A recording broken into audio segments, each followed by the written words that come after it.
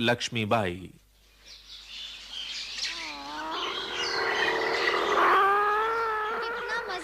हाथी की सवारी में, है ना? हाँ नाना, मुझे भी हाथी की सवारी बहुत अच्छी लगती है। नाना मुझे भी बिठाओ ना अपने हाथी पर। मैं क्यों बिठाऊं तुम्हें मनु? अच्छा नाना, मुझे तो बिठाओगे ना?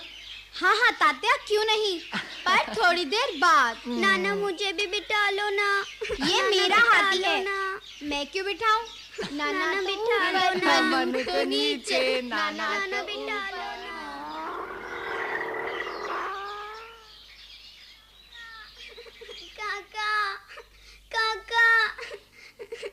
अरे अरे, क्या हुआ मनु बेटी?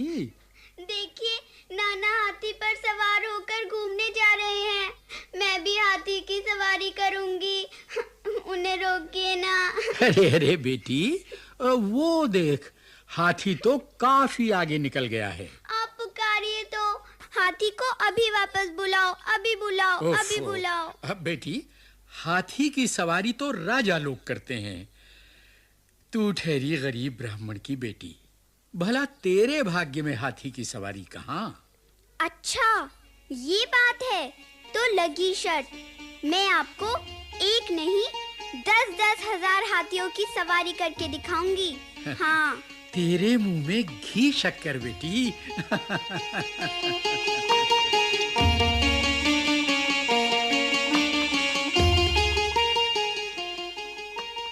ये थीं लक्ष्मीबाई, जिनका बचपन का नाम था मनु। मनु का जन्म 19 नवंबर 1835 में काशी के एक ब्राह्मण परिवार में हुआ था। मनु जब छोटी थीं, तो इनकी माता भागीरथी बाई का देहांत हो गया। पिता मोरोपंत ने इनका लालन पालन किया।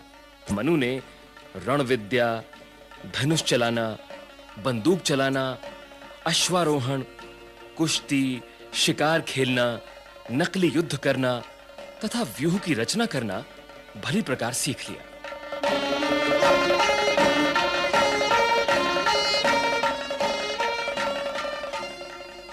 उस समय बाल विवाह की प्रथा थी, इसलिए मनु जब छोटी उम्र की ही थी तो उनका विवाह गंगाधर राव के साथ हो गया। विवाह के पश्चात मनु का नाम लक्ष्मीबाई रखा गया।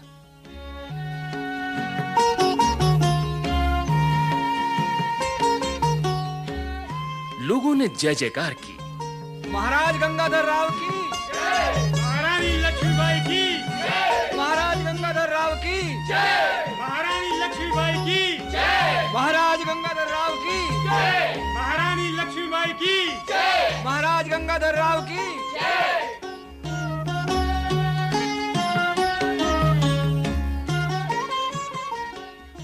रानी के दर्शन के लिए दासियों ने रानी को घेर लिया। तुम लोग कौन हो? सरकार, हम लोग तो आपकी दासियां हैं। जी सरकार। दासियां नहीं, तुम लोग तो मेरी सखियां हो। अपने अपने नाम तो बताओ। जी, मेरा नाम सुंदरी, ये काशीबाई जी, और ये सरकार मैं जूही हूँ। तुम लोगों को घुड़सवारी आती है? सुंदरी को तो घुड़सवारी बहुत अच्छी आती है। हम लोगों को भी आती है। थोड़ी थोड़ी आती है। अच्छा, क्या तलवार कटार भी चला लेती हो? नहीं तलवार तो नहीं। मैं तुम्हें सब सिखाऊंगी। कम से कम तुम अपनी रक्षा तो कर सको। अरे आप महारानी की बचपन की सीखी रण विद्या रानी के बहुत काम आई। रानी ने वीरांगनाओं की एक फौज तैयार कर ली और रानी राज्य के सभी कामों में रुचि लेने लगी।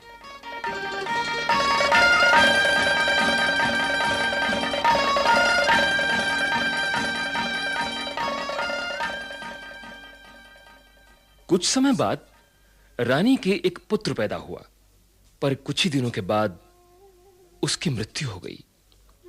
गंगाधर राव इस धक्के को सह न सके और बीमार रहने लगे। एक दिन गंगाधर राव ने रानी से कहा,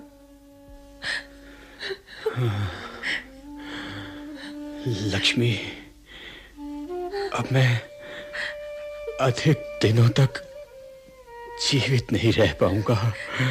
ऐसा ना कहे महाराज। जल्दी ठीक हो जाएंगे। तुम कुछ भी कहो, लेकिन मेरी बात सत्य होगी। मैं बिना पुत्र के नहीं मरना चाहता।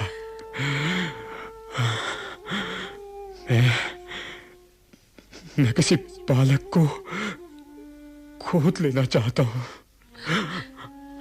राजन, मुझे इसमें कोई आपत्ति नहीं है। महाराज, महाराज।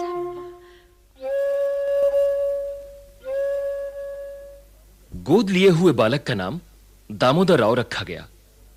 कुछ समय पश्चात गंगाधर राव की मृत्यु हो गई।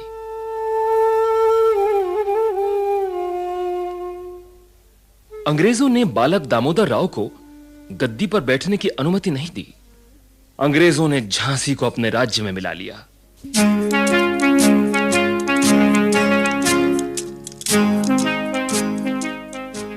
रानी को पेंशन दे दी गई।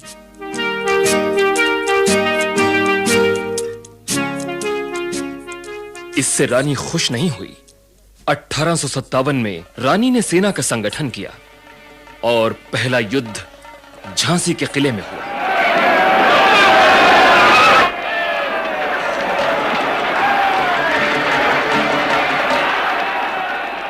रानी बहुत बहादुरी से लड़ी। उन्होंने जियाजीराव सिंधिया और जनरल स्मिथ को हराया। युद्ध के दौरान रानी ने अपने पुत्र दामोदर राव को पीठ से बांध लिया था। अचानक रानी को गोली लगी और रानी कोई परवाह किए बिना लड़ती रही और सैनिकों का हौसला बढ़ाती रही। जान पर खेल जाओ सैनिकों, ये आजादी की लड़ाई है। हम इसमें शहीद हो जाएंगे लेकिन पीछे नहीं हटेंगे। हमारे भीतर देशभक्ति की आग जल रही है, इससे हम दुश्मनों को झुलसा देंगे।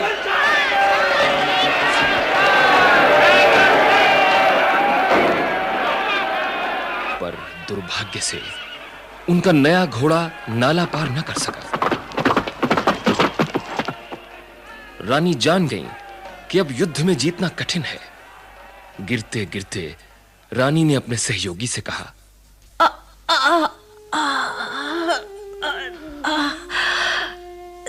रामचंद, तुमसे एक बात कह रही हूं।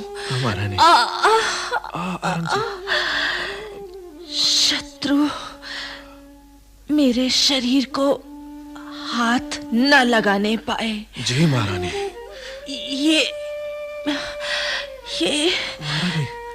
ये मेरी अंतिम इच्छा है। महारानी।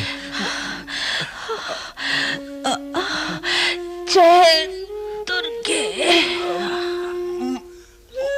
महारानी। रामचंद रानी के मृत शरीर को गंगादास की कुटिया में ले गए। गंगादास ने मृत रानी के मुंह में गंगा जल डाला। अपनी कुटिया की घास फूस डालकर रानी की चिता को आग लगा दी और इस तरह रानी वीर गति को प्राप्त हुई।